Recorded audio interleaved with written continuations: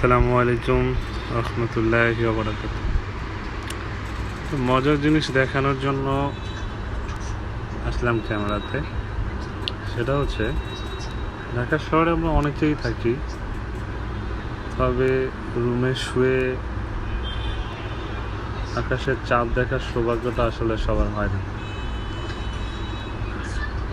এটাই হচ্ছে মূল ব্যাপার, যে আমরা যারা গ্রামে থাকি তারা হয়তো খুব সহজেই এই জিনিসটাই সৌন্দর্যটা উপলব্ধি করতে পারে, কিন্তু যারা শহরে থাকি তারা হয়তো সপ্তাহ, কারণ পূর্ণিমা আসেই হয়তো মাসে একবার, চাঁদ কখন ডুবে বা কখন উঠে এটাই হয়তো আমরা অনেকেই জানি না বা দেখতেও পাই না।